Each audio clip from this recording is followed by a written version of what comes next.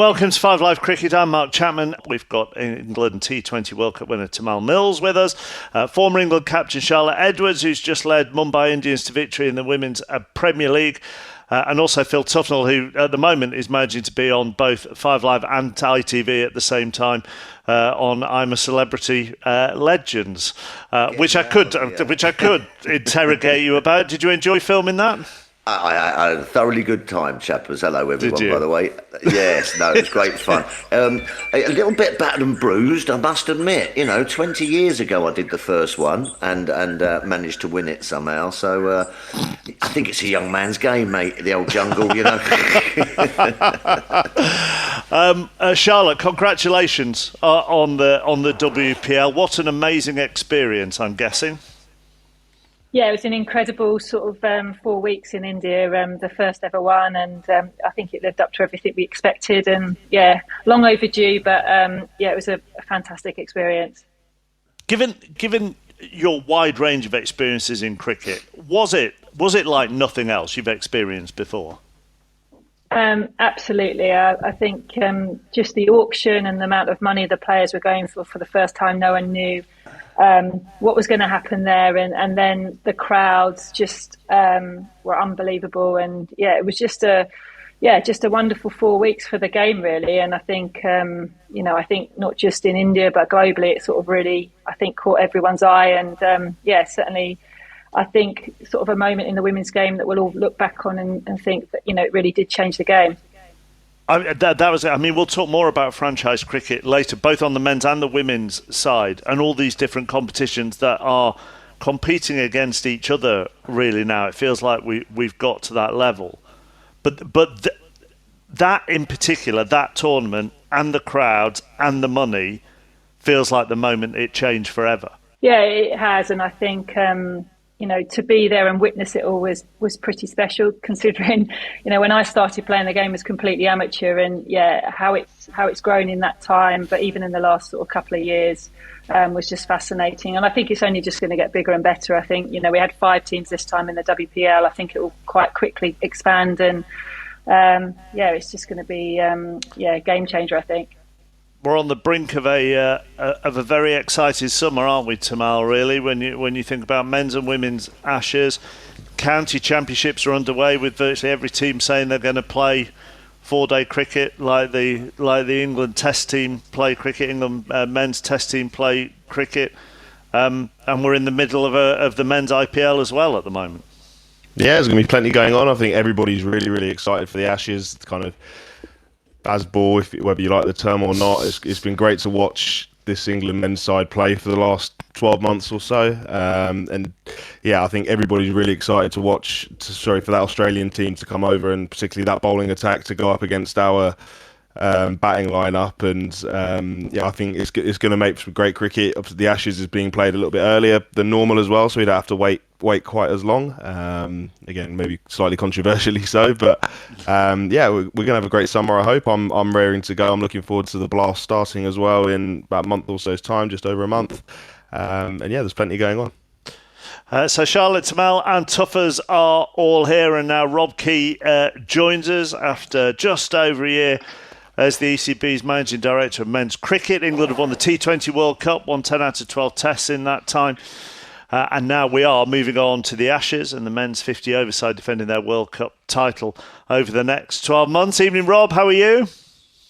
Evening. Yeah, no, not too bad. You seem, because you're over 12 months in the job now, is this a reflection period? I've read various interviews with you and stuff. Is a year in time to take stock? I don't know about that. I don't really plan a great deal, really, or look back. I just sort of see what's coming from day to day. I have a lot of people trying to organise my life at the moment, and I suppose this is the quietest time I've had since I started. This time last year, I was busy interviewing lots and lots of different coaches, trying to fill those sort of vacancies. So my long-winded answer to your question is no. What one of the and in the main, we will look ahead over the course of this chat. But just going back a year, one of the interesting things that I read was you had a lot of people telling you that you needed contrast in your captain and coach at test level in what they believe or how they operate so that they could balance things out. And actually you thought, well, hang on, that seems ridiculous. Surely I want them on the same page.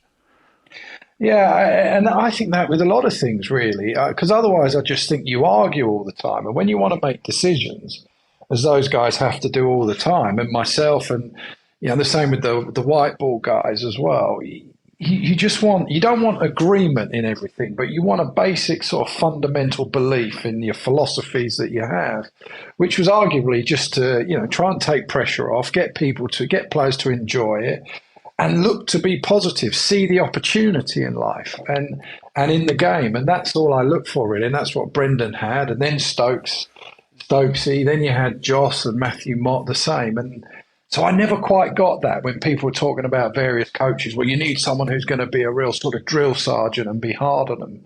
I just thought that would be massive arguments and make my life a lot harder as well. So, no, unfortunately, so far, it seems to be doing okay. Keezy, Tuffers here, mate. How are you?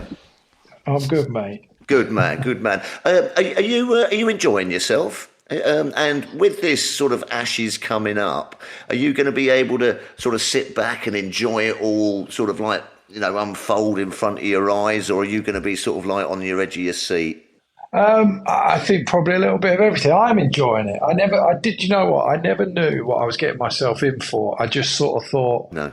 This would be interesting. I'll learn something new. I had no idea if I'll be any good at it. I no idea if I'd even know what to do, really. And then I sort of find I've never been one of those that, like when my mates would go down the pub and we'd watch England play football, as much as I want them to win, I'd sort of look at them and think, why are you jumping up and down? Why are you swearing at the telly and getting really emotional about it? I've never been like that. I've always sort of been able to sort of detach myself a bit. But what I've really enjoyed is how everyone else has sort of enjoyed watching them play. Because it's hard because you're sort of riding the emotions of it a little bit, as I contradict myself. But, I'll enjoy it when it's over, probably, is what I'll say. Well, that's what I was going to say to you, Rob. Because if you sit in the pub and watch a football match or whatever, even as a fan, you aren't invested in the decision making and so on and so forth. What I've learned over the last couple of years of sort of being involved on the sport administration side in a couple of areas, both in cricket and football, is how absolutely sick it makes me feel now when the teams that I'm involved in are playing. It actually has cranked up the emotion rather than managing to neutralise it. You are personally invested now in all of these people. Yeah, and it's a bizarre thing, really. So you see, when I went to the World Cup, I went out for the first few weeks, and myself, Joss, and Matthew Mott are like the voting capacity on selection, and there's loads of people, Mo Bobat, the performance director, David Court, who all add to the decision making, but we sort of have the vote.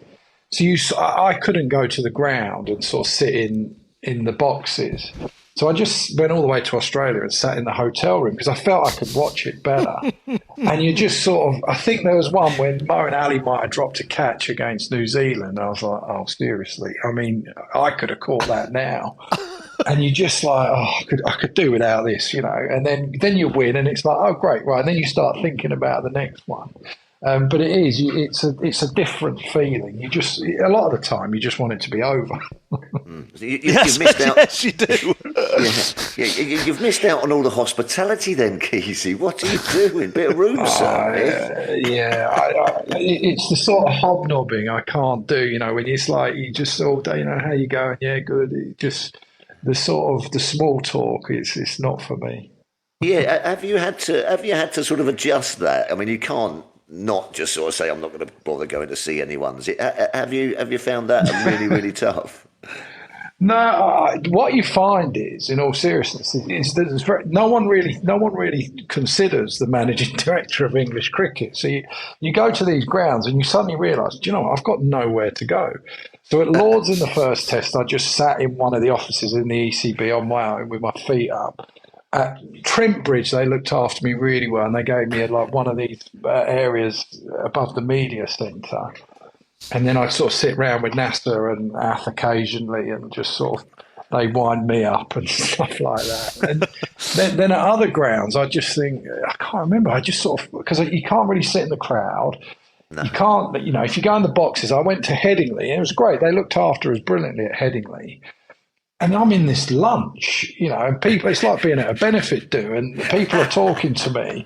Oh, what do you do? Oh, okay, you do that. And then suddenly I'm like, the cricket's on, and I was just thinking, I'm meant to be working here, and everyone else is drinking wine. I'm thinking, well, I can't even watch the cricket. So, yeah, no one thinks about that. You're often forgotten. I know I know you said you're not one for plans. But what are the challenges? I mean, look, I know there's an Ashes, I know there's a World Cup, but from your role, what do you think your challenges are over the next 6 months? Well, there's lots of different ones really at the moment. So we've obviously got we're trying to gear up for the Ashes, and we're not far away from that. But you try not to start making decisions until it gets much closer. For example, like Johnny Bairstow, great player that he is, and you can sort of start going over, okay, does he come in there? What do we do here? But actually it's like, we just want him to be fit. So just concentrate on getting yourself fit, Johnny. And then when you're fit, then we'll work out what we do with you. And the same thing with the bowlers, and you've got Jofra Archer in the IPL, Stokes in the, and these guys that are there. So we try not to sort of think backwards and forwards about things until they're a bit more real, if you know what I mean. They're a bit closer to the time. And then you've got stuff like all the franchise cricket that's coming around. I mean, people talk about it as a threat. Cricket's going to be, I think, in the future, in 10 years' time, it's going to be the second most popular sport in the world, in my opinion, for just behind football, which is obviously the world game. So you're trying to navigate that, so we make sure we find our place in that future. So there's elements of my job now where you're trying to navigate all of those decisions and get them right. We'll get some wrong, and we'll learn a lot along the way. But that's what I think is so fascinating about this. Cricket it's changed. In the year I've done this job, within the first 3 months, the game changed out of sight. All of a sudden, people were getting paid $500,000 in various leagues around the world, and you have to make sure you're a part of that future. So that's the really exciting part of it all, I think. Keezy, you just mentioned there you want to be part of this future, and we all understand that with the franchises and what have you. But do you fret for Test cricket at all? I mean, the guys I've been talking to, oh my God, 10 years' time, there won't be any Test cricket. That is still very high on the old agenda, isn't it? Yeah, I still think that Test cricket is the purest form of the game, and played at its best. It's so entertaining. It takes you on a journey. And I think that the shorter formats drag people into Test cricket almost. So it's like your little taster. When you're a young kid, you get the taste of, now it might be T20, 100 ball, whatever it is. And then there's this other format. But the real thing, and I think we're fine in England personally, and Australia, India, but we don't want that. We just don't want to play those guys over and over again. You want to make sure that you've got good opposition everywhere, and there's going to have to be a compromise along the way. And that short form cricket hopefully can help fund and finance the longer form and keep that going, so they can both benefit each other. So when you hear about, say, Major League Cricket in the USA, are you quite pragmatic about where that fits in for you and your Test players, for example, who might be playing Test cricket in July? Do you think, okay, well, when it comes to central contracts, if there is Major League Cricket and we've got leagues in South Africa and UAE and all the other ones that are there, I can balance all of that out? Yeah, I don't think that there's any... Test cricket still is the hold for English players.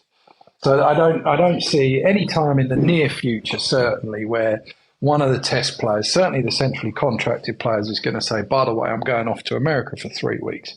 I just don't think that that's going to happen. That's not a threat at the moment. Obviously, then it's different for the white ball cricketers, the guys who aren't playing test cricket. But in my mind, the absolute key to this is actually to concentrate, a bit like as you're a player, when you don't think, well, they've got 30, if I get 35, then I'll be all right. Or, if I run him out or whatever it is, you just concentrate on your own game and you make your own game as good as it possibly can be. And there's no reason why we can't have a better league than the American League. There's no reason why we can't sort out our domestic game, our franchise competition, so that actually players go, why do I want to go to America? I'm just going to stay here and play in our competition, because we can get to the point where that can pay the players enough money. You get a central contract, you earn enough money from domestic cricket as well, which is that's the only reason that India really can stop their players from going around the world and playing in other franchise leagues is because they've got such a good franchise competition in the IPL. And they actually can turn around to them and say, you're not going to those. You're not going to the UAE, or you're not allowed to go to South Africa. And they don't even batter an eyelid, the Indian players, because they think, no, that's right. I can play for India and earn my money there. Plus, we've got this great competition. And I don't see why our competition couldn't be, the second best. It can be a better standard than the IPL, I think, because we've got the most strength in depth in white ball cricketers, more than any other country. It might not be as glamorous as the IPL because there's not a billion people who are absolutely mad about cricket, but it can be right up there. Tamal? It's different for me to say I only play T20 cricket, so I'm not trying to balance. I'm not thinking of a 50-over World Cup coming up or playing Test match cricket. I'm literally thinking about T20 cricket. It's all I do. It's where my bread's buttered. And speaking about the American League coming up, I can potentially go to that. I can play in the Blast, go to America, and come back and play in the 100. In theory, we'll see if that works out or not. But for me, like what Keezy's just said there, I have to. My loyalties are to Sussex. They've been very good to me throughout my whole career. So I've always had a brilliant relationship with Sussex, and I play in the Blast fully and unconditionally. That comes first for me. That's my only kind of guaranteed competition each year, really, and I do everything I can to honour that. The 100 I've loved being a part of. I'm with Southern Brave this year, so again, whilst I'm still wanting to play for England, I'm going to completely commit to the 100 also, and I love playing in the 100. And then it's the challenges I guess are in the winter. And Keezy and I had a conversation at the start of the year. And it was one that went really well. I was out at the UAE League playing out there. I obviously don't have any form of England contract, which is fine. I've not got a gripe with that. I'm not going to call out Keezy on air for that. But I pretty much just being honest. I got an offer for the Pakistan Super League that was coming up after the UAE League. That dwarfed the amount of money that I would have got paid for the England T20s that were coming up in Bangladesh. And I called Keezy, and I know a few other guys did as well. And we just had an open and honest conversation. And I think credit to Keezy, I'm not sure that would have happened in kind of years gone by, regimes gone by. Guys would have been petrified to make that phone call. But, it went fine. And I ended up having a little injury and I couldn't fulfill the contract anyway, which was frustrating. But the fact that, as players, we know we can call up Keezy, call up Luke Wright, who's now the head selector, whoever it might be, and know that it's not going to be held against you. It's a good environment to be in. Do you think, Rob, when we look at all the different formats and we talk about balances and we talk about who's playing where and so on and so forth, and then we talk, how much time have they got to prepare for this? How much time have they been playing with the red ball? How much time are they going to be able to prepare for a 50-over World Cup? Do we read too much into preparation? Yes, I think so. Yeah, I think it can. I actually think it can work. You should actually be in charge of our preparation, Tuff. Yes, give us a job, mate. Head of preparation. Mind you, it probably won't be too dissimilar to Baz anyway. But I think we do. I think it can work. Always, really. I mean, you can have a time, I think, when you're playing in county cricket and you might schnick off every time you walk to the wicket and you don't get any runs at all, and you're actually feeling a worse place than if you'd played. And I think the key is for bowlers to make sure that they've got enough, they're robust enough in their body, and everyone's different in a way. Someone like Mark Wood, he hadn't played before Pakistan, he hadn't played a red ball game for a long time because of his injury. And he doesn't need loads. He's not a bowler that needs to find his rhythm. Chris Woakes might be slightly different. And, there's a lot of these players. Josh Buttler, I remember a few years ago, coming straight out of the IPL and actually played better for England in Test cricket then than he had done if he'd have been playing county cricket. So I think some people probably want more games, some people want less. But I think we're coming to a time where players can't have it always. That we're pretty relaxed and we want to try and do the right thing by the players. Because as Tamal says, you're talking about 5 or 6 times, almost life-changing amounts of money in some cases. But then you just got to be ready. You've got to, I think, the day, and it's changing outside as it is on tours, they end up cancelling more days of practice games than they do playing them because they're sort of used to jumping in and out of formats now and just coming up and playing. And as long as you're confident, as long as in your head you're confident, I think you've got a good chance. And the money is there for us to be able to compete, is there? I mean, that's what you mentioned when talking about, I suppose when talking about central contracts in particular. I think the central contracts are enough of a draw, and Tamal alluded to this a little bit. At the moment, the central contracts are enough of a draw. I've not had an issue with any player on a central contract wanting to pull out of a tour. What Tamal's talking about is a few players who probably as well think, well, hang up, you're only calling me out because your test guy, your Joe Roots and some of these guys are out in New Zealand playing a test tour. So I'm like your third in line, and I'm not necessarily going to be in the World Cup. So, can I go and play at the Pakistan Super League where I'm getting 200,000 as opposed to the 15, 20 grand, whatever it is we pay them? The money's not there at the moment. But that's my point about our competition, and you're going into the 100 and private investment. In South Africa, they're getting, they've gone down and they've got a model there where the top players are getting paid $600,000, stuff like that. People are getting 25 grand a game, whatever it is.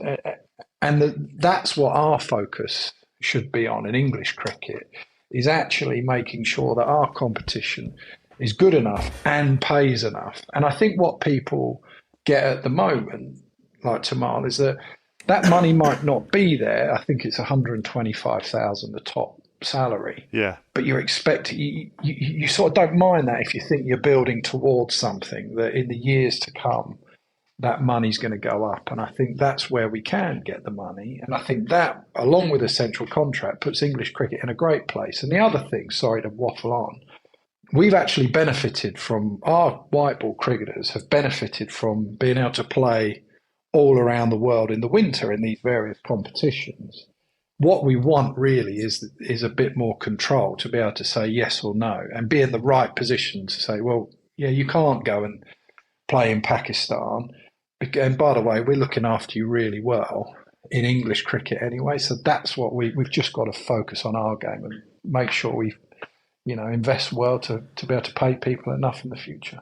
Looking forward to the Ashes, finally. Yeah, I love it. No one ever used to talk to me, and now, I play golf or walk around, and every now and again people sort of like, they sort of go, oh, Rob Key, and I think, oh, here we go. And they say, can't wait for the Ashes. And I think the buzz around it is which is so pleasing. You make it sound very lonely before you got this job. I know, it was terrible, wasn't it, really? I mean, all I did was sort of abuse NASA and just play golf. And now I'm sitting on Teams meets and doing all kinds of appraisals and whatever nonsense you do in the corporate world.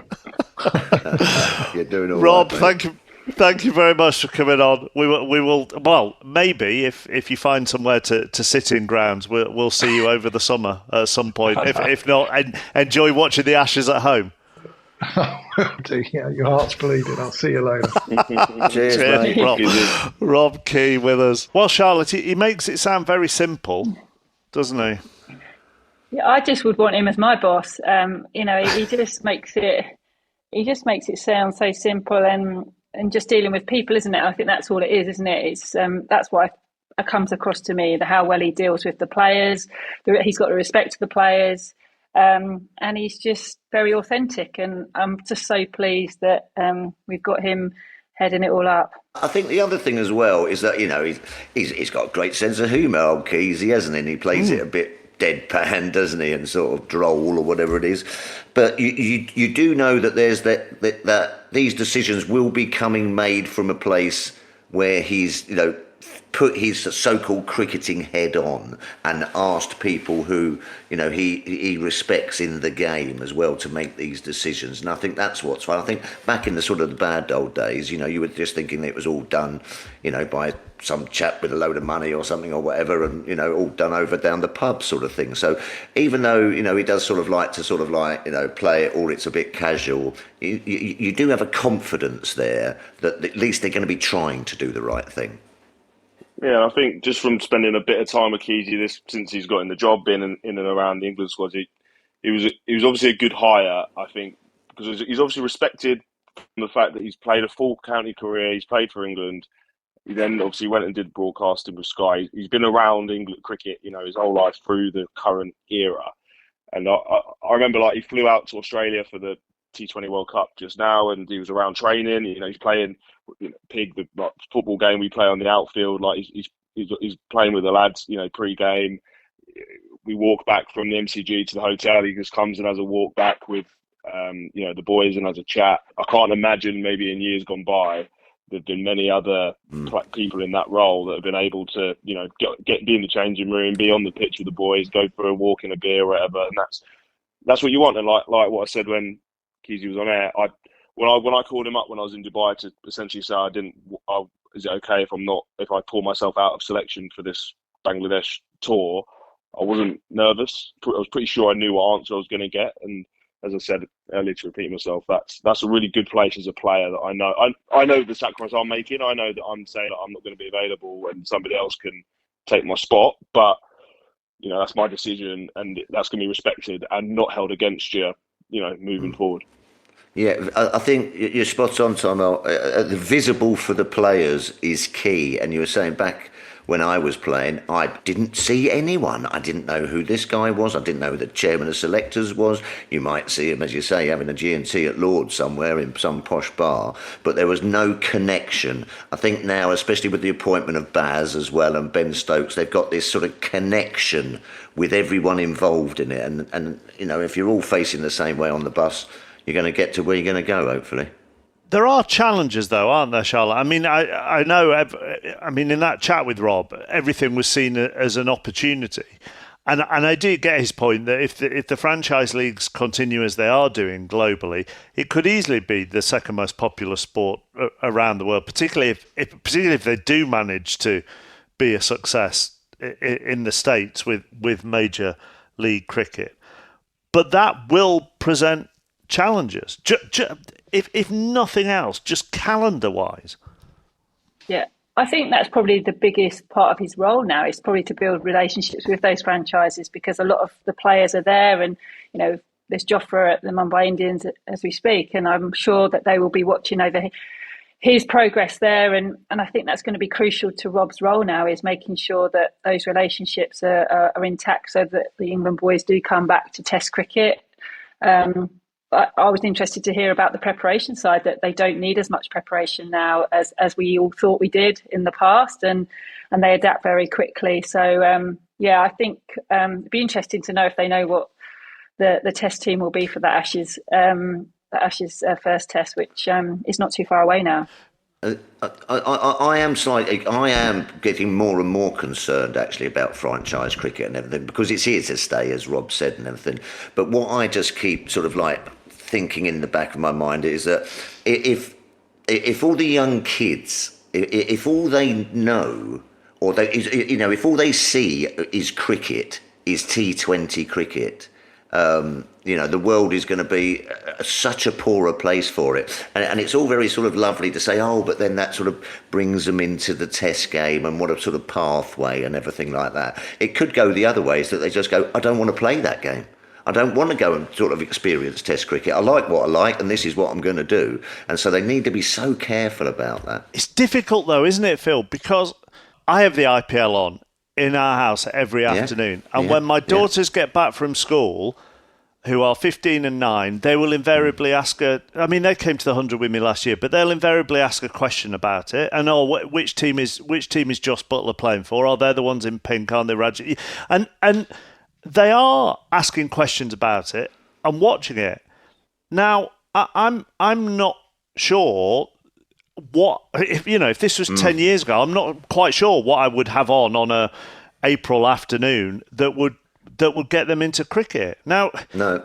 But even if they don't then want to sit down and watch 3 days of the Ashes with me later this summer, they still enjoy cricket. So it's really difficult.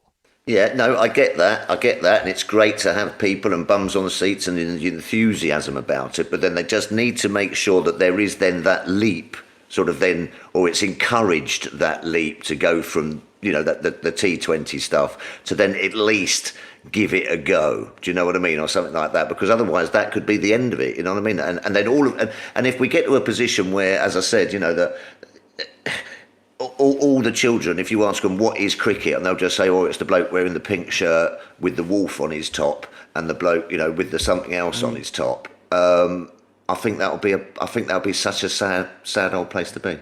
Availability will be the key thing, though, won't it, Tamal? With all of these different franchises, I mean that is the big thing. I just wonder in your time. I mean, you've played in the PSL, the Big Bash, the IPL, in the UAE, and the 100. So, I mean, you are in the perfect spot to tell me how actually it's changing the game in general. Because I can remember Joss Butler actually doing an interview with us a year ago and saying, do you know what, it actually gives you more responsibility for your own individual game, because you have to turn up at a franchise, you all get together, you haven't done much preparation, and you have to say to somebody, well, these are my strengths, X, Y, and Z, and then you play a game two days later. There's very little preparation there, as an example. Yeah, so franchise cricket, so that's where from my experience, and I think I've played in some more leagues you've even listed there, but the ones that get it right, the teams that get it right and the franchises that get it right, they've managed to bring that group of players together quickly and coherently. They try and invest you in why you're there, because it can be a case of, if you're playing franchise cricket, if you stay fit and you play a full winter, you play for 5 different teams, you literally fly place to place.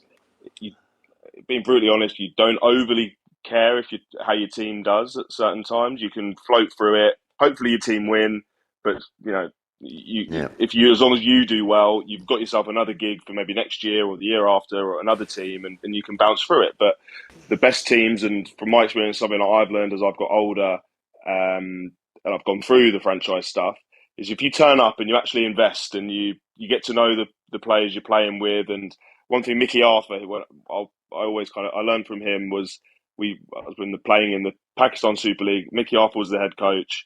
One of the first things he did is he grabbed the 6 overseas players that we had for our team that year. One of the first things he did, he said, look, I'm not worried about your cricket. I know you're going to, we've done our research, we signed you, you're good guys or whatever. But if you can you all just grab 1 or 2 of the young Pakistani guys that maybe aren't playing or around the team, and just try and help them through the next 4 weeks. Teach them a couple of bits, because I know you guys will go and leave and play in another tournament, but for these guys, this is their year. And then from that, they're going to go to Pakistan domestic cricket, and hopefully they'll get better and X, Y, and Z. And just that little conversation, as long as you buy into it, obviously, you then invested for that next 4 weeks. You are there and you have a bit more of a purpose than, I'm just here to do my cricket and then I'm going to leave again. And it's just and that goes back to my point earlier a bit, chappers. You know what I mean, about what Tom L sort of said there, not particularly meaning it, but you can just bounce through it. You know what I mean? When you're playing for your country, when you're playing Test match cricket, you just even if you're getting beat week after week, you just don't bounce through it. And I think that sometimes too much of a good thing is just going to be a bad thing, isn't it? And you can, and you're going to, you might just lose that kind of, oh well, there's another game tomorrow. Yeah, no, I agree with Phil completely. You can, again, if you stay fit and for example, you could leave England in November and not return until March and play for four different competitions, and you can not enjoy it. It can be great, obviously, and you've got to think about your bank account and you've got your mortgage and kids and whatever. And ultimately, in 20 years' time, you'll be glad you did that. But in the moment, you can waste a month. Really, you can just kind of get to maybe you get to your third tournament. You're a bit, you haven't slept in your own bed for 2 months. You haven't, whatever it might be, and your cricket does get affected by that because you aren't fresh, you aren't really enjoying it. And me, I guess I'm different because I'm a bowler, but I now know that I try not to do more than kind of two tournaments back to back. Even if the offer's there and I'm fit and I'm feeling good, I know I probably need to go. Okay, just don't get too greedy. Come out, have 3 weeks at home, whatever it might be. Kind of reset. Unpack your suitcase, pick up some fresh pants, whatever it might be. Because then when you go away, again, it's fresh. And as Lossie will know, as the WPL gets bigger, the IPL is a tough one because I went to the IPL last year and we were in COVID bubbles and 10 weeks IPL. The IPL is only getting bigger and bigger and bigger, and it can be tough if you're not in that team, if you're not in that playing 11. It's a long time, and what people don't always know is if you're not in the team, if you're not in the squad of 15, you don't even go to the game sometimes. So you don't even leave the hotel. Literally, there'll be a game on, and if you're not on, in the 15, you're literally not doing anything, and you go into training, and that's when it can get a bit monotonous as well. Involved in all these franchises, Charlotte, I know you had a few technical problems there, so you might have missed this, but talking about how you get your players to basically what we're saying, Tamal, is care, isn't it? We're saying not just go round on a franchise merry-go-round and take the money, and if you win or lose, fair enough, and then move on to the next one. It's about how you get these players who are on this carousel to care. Yeah, and that's something that I guess I had to do with the Mumbai team with, first time. But I was so lucky with the owners there. They're so invested in the team. And the way they sort of look after you and make you part of their family, they say that at the start, but they truly mean it. And you do feel part of it. And I think that does make a difference as a player and certainly as a coach. But I do get the fact that this over time for the WPL is going to become longer.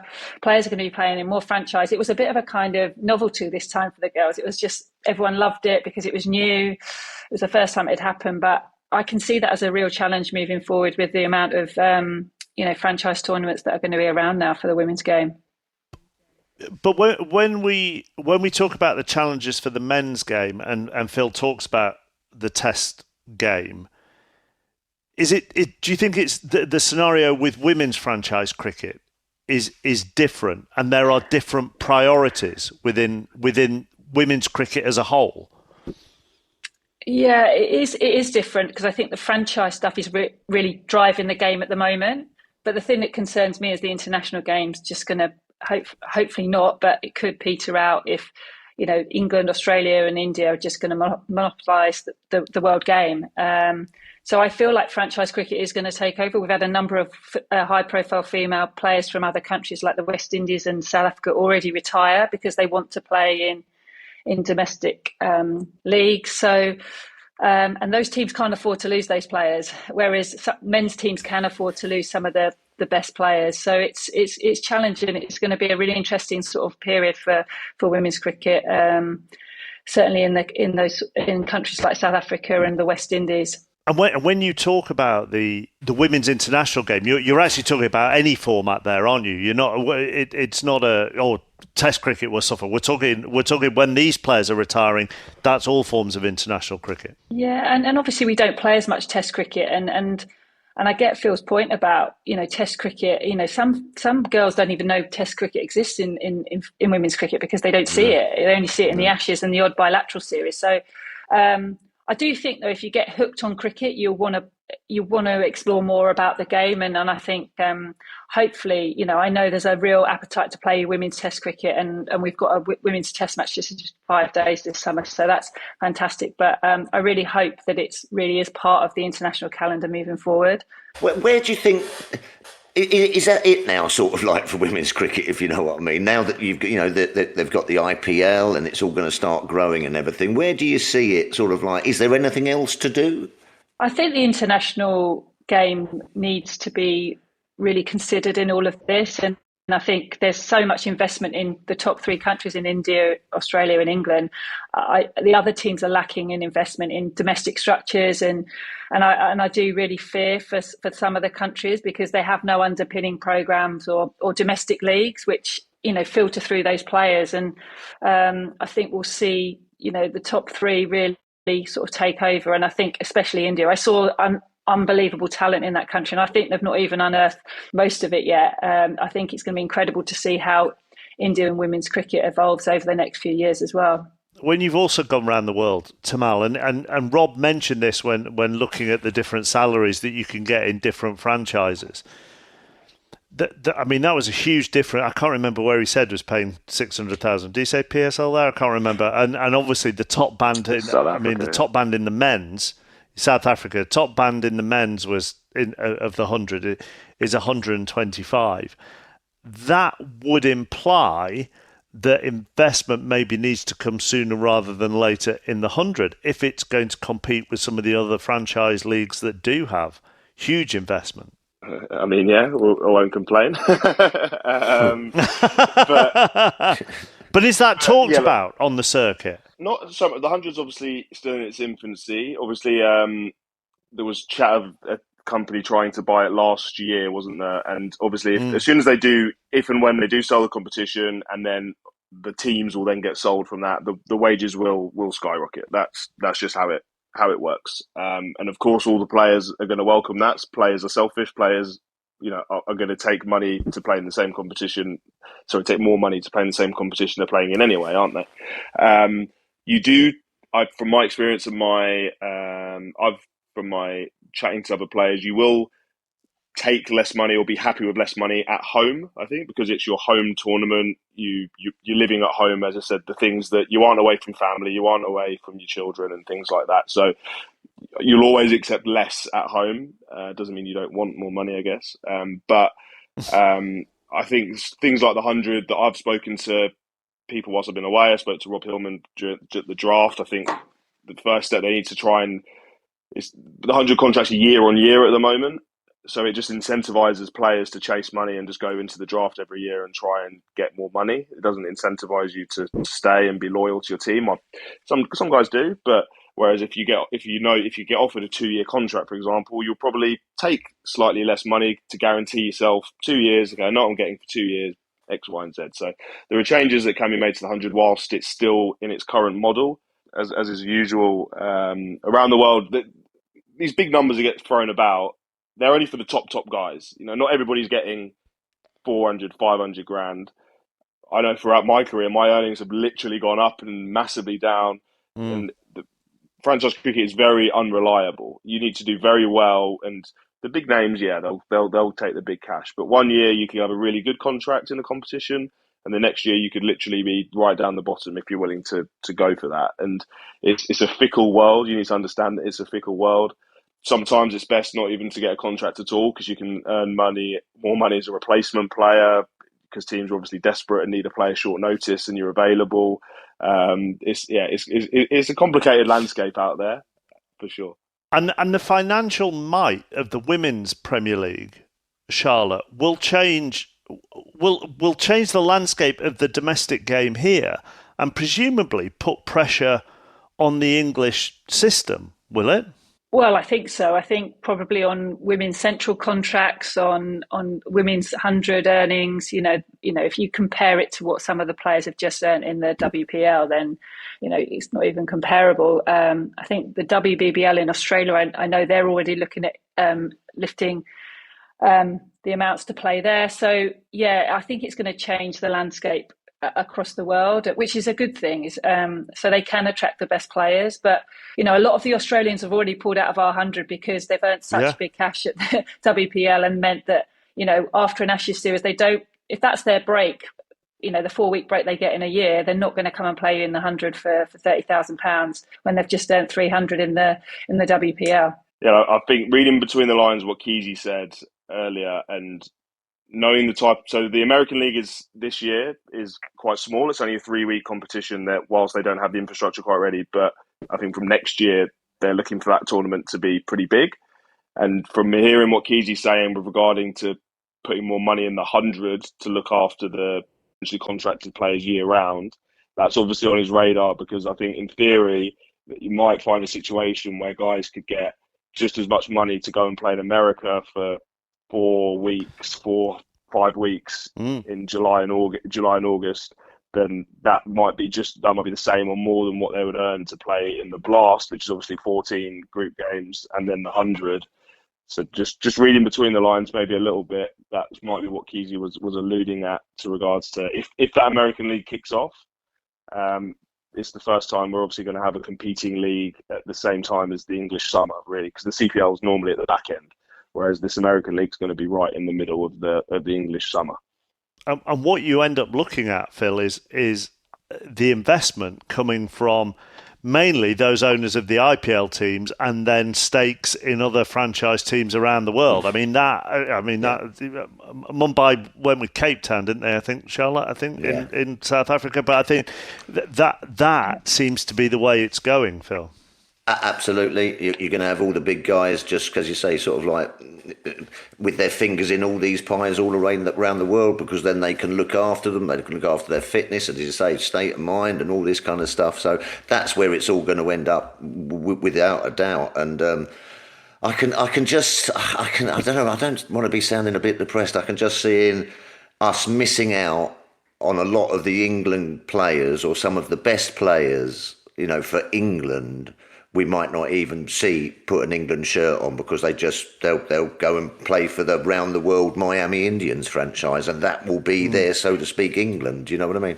I think on that, I think a lot of players still do want to play for England. Like, I still now, I'm 30. I haven't played an awful lot for England, but I still want to play for England for as long as possible. There's a T20 World Cup again next summer in the Caribbean. Like, that's my focus, really. And I want to play for England. I'd like to think a lot of guys will still want to play for England. How long they play for England, that might change as we go on, I guess. I feel myself a bit more positive about this at the moment, Charlotte. I look at Harry Brook getting that century for Sunrise in the IPL and think, kids have seen that, and he's going to come back and be a central part of the England summer in every format going. Or Sam Curran for Punjab Kings, and he's captained them, hasn't he, at some point during this?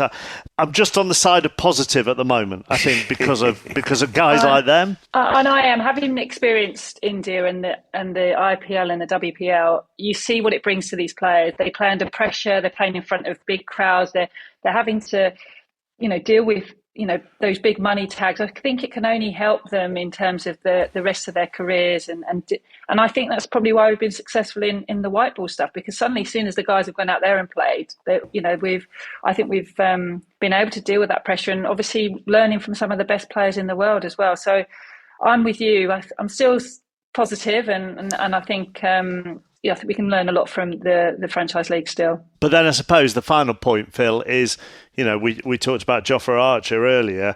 When it comes to central contracts, it's probably easier to tell Lancashire to rest Jimmy Anderson than it is to ask Mumbai to leave Jofra out of a couple of games.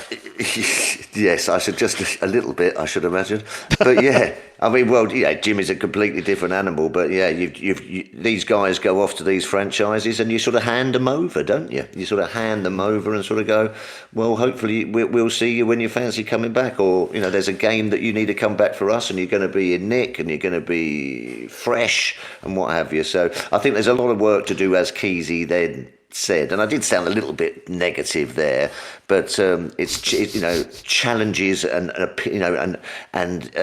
seeing sort of like options. You know what I mean? You've got to keep them open all the time, otherwise you will just sort of like get gobbled up by it all.